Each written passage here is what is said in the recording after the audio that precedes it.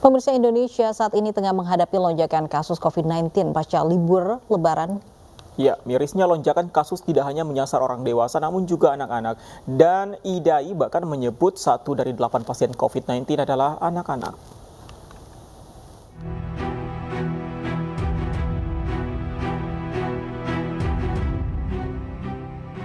Lonjakan kasus COVID-19 yang terjadi di sejumlah daerah di Indonesia kian mengkhawatirkan. Usai libur Lebaran, catatan kasus positif COVID-19 di tanah air serempak melonjak. Mirisnya, kasus COVID-19 tidak hanya menyasar orang dewasa, tetapi juga anak-anak. Ikatan Dokter Indonesia atau IDAI menyebut proporsi kasus konfirmasi positif COVID-19 pada anak usia 0 hingga 18 tahun sebesar 12,5%. Artinya, 1 dari 8 pasien COVID-19 adalah anak-anak. Dan yang lebih mencengangkan, fatality rate atau angka kematian pasien anak-anak sebesar 3-5%. Dan ini merupakan angka tertinggi di dunia. Di DKI Jakarta sendiri, kasus anak terpapar corona per 20 Juni 2021 tercatat usia 6 hingga 18 tahun sebanyak 655 kasus. Sementara usia 0 hingga 5 tahun sebanyak 244 kasus. Kondisi ini jelas memprihatinkan. Apalagi pasien anak yang datang ke rumah sakit umumnya sudah dalam fase gejala berat dan disertai komorbid. Karenanya penting bagi orang tua untuk tidak menyepelekan gejala sekecil apapun yang diderita buah hati di masa pandemi. Terlebih umumnya gejala COVID-19 pada anak jarang tampak dan sulit dikenali. Tim Liputan iNews melaporkan.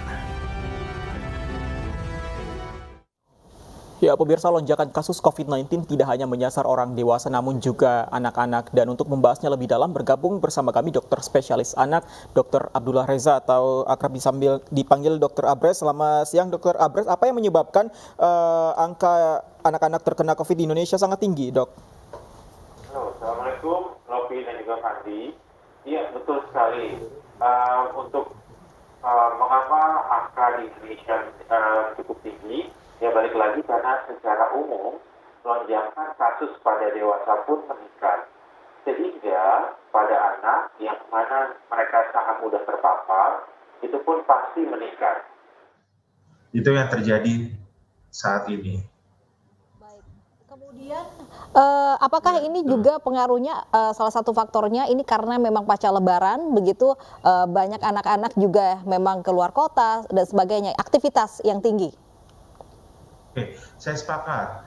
Karena pada anak-anak, walaupun tadi dikatakan angka COVID berat pada anak kita nomor 1 di dunia, namun yang perlu diketahui secara umum, ya, anak-anak itu cenderung ya tidak bergejala atau kalau ada gejala pun ringan. Namun yang perlu kita ketahui bersama, anak itu bisa menjadi sumber penularan kepada orang dewasa ataupun kepada anak lainnya.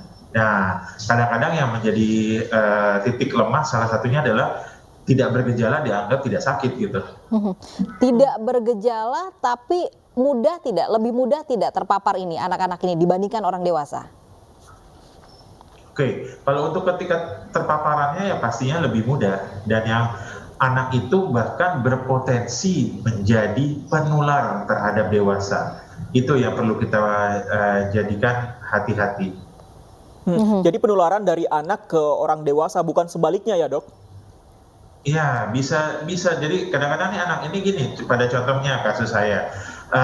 Salah satu pasien saya, bapak ibu positif. Namun karena anaknya masih berumur 1 tahun, saya sudah bilang tidak ada gejala, tolong diperiksa gitu ya. Nah, orang tua masih menolak untuk melakukan pemeriksaan, ya. Nah, pada saat orang tuanya sudah negatif, orang tuanya bingung, kok dia positif lagi ya. Pada saat diperiksa ternyata anaknya masih positif. Bahkan dapat info terakhir, anak itu menulari kakek atau neneknya gitu. Oke. Jadi memang yang tanpa bergejala ini cukup berbahaya gitu. Baik, dokter, bagaimana dengan varian baru virus corona yang ada saat ini? Apakah memang lebih rentan terkena atau menular terhadap anak-anak, Dok? Oke, untuk varian baru pada virus corona itu, anak tentunya pasti lebih rentan. Dan sekali lagi, bisa saja menjadi penular. Penyebabnya apa, Dok? Apa karena virusnya memang lebih kuat terhadap anak-anak atau memang kembali lagi kepada daya tahan tubuh anak-anak tadi yang tidak seperti orang dewasa? Setuju, daya tahan tubuh anak-anak pasti lebih rentan. Walaupun sampai saat ini klinisnya memang lebih ringan Baik. dibandingkan dengan dewasa. Tapi kalau kita bahas masalah penanganan begitu. Nah, ini anak-anak biasanya tanpa gejala, tapi apakah cukup dengan isolasi mandiri di rumah misalnya atau walaupun tanpa gejala harus dibawa ke rumah sakit? Apalagi anak-anak belum menerima vaksin, Dok, saat ini. Betul sekali. Anak-anak sampai saat ini belum ada vaksin COVID. Namun kami tetap berharap ya dan menghimbau agar anak-anak tetap dilengkapi imunisasi lainnya, khususnya yang bisa menyebabkan infeksi pernafasan seperti influenza, PCV, DPT, ya, dan lain-lain sebagainya. Nah, untuk anak-anak ini, ya, tadi memang kalau memang tidak bergejala, cukup dengan isolasi mandiri. Namun, jika gejalanya sudah sedang atau berat, seperti sesak nafas, anaknya tidak mau minum sehingga mengalami kekurangan cairan, ya tentunya harus dirawat. Baik. Seperti itu. Oke. Kalau tadi dari data begitu ada juga tingkat kematian dari pasien anak yang COVID-19. Apakah memang sekhawatir itu, Dok, kondisi saat ini? Betul. Tingkat kematian kita ya memang nomor 1 di dunia untuk anak dengan COVID. Dan sampai detik ini sudah ICU anak terutama yang untuk COVID itu sebagian besar sudah mengalami kepenuhan dari bed. Jadi sudah tingkat okupansinya udah di atas 80%. Itu perlu menjadi perhatian. Namun kalau ditanyakan mengapa kita menjadi paling tinggi di dunia, nah itu sepertinya kita harus evaluasi bareng-bareng deh. Dan yang mengatakan itu harusnya dari pemerintah atau pihak terkait. Saya nggak berani untuk mengatakan alasannya kenapa.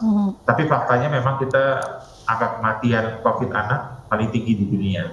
Baik, kemudian antisipasi apa yang harus dilakukan? Ini mengingat juga bulan depan sudah mulai tahun ajaran baru juga sekolah, begitu. Apa yang harus dipersiapkan orang tua, sekolah, atau seperti apa, Dok? Oke, nomor 1, pada prinsipnya kami dari IDAI masih menyarankan untuk dilakukan sekolah daring ataupun online, tidak tatap muka. Namun, yang menjadi perhatian oleh orang tua, yang anaknya nanti ternyata ada tatap muka, pastikan tatap muka itu sudah disetujui oleh Dinas Kesehatan, Dinas Pendidikan setempat. Karena kalau saya sebagai contoh di Jakarta, itu yang dibuka adalah yang masuk dalam proyek percontohan. Dan itu prokesnya sangat ketat. Dan kami dari IDAI pun membantu dalam proses pembuatan prokes tersebut. Terus yang kedua, pastikan anak-anak harus makan makanan yang bergizi, harus ada karbohidrat, protein, lemak. Dan yang berikutnya minum cukup, ya. Dan berikutnya lagi, ya jangan kemana-mana, takut ke sekolah, takut ke rumah sakit, tapi nggak takut ke tempat bermain. Itu sesuatu yang lucu gitu ya. Nah, terus yang terakhir adalah tolong dilengkapi imunisasi berdasarkan jadwal imunisasi Ikatan Dokter Anak Indonesia. Dan tentunya 5M harus dilakukan. Baik, menjaga kesehatan anak termasuk juga imunisasi. Terima kasih imbauannya dan juga informasinya bersama kami Dr. Abdullah Reza, Dr. Abres. Selamat siang, dokter.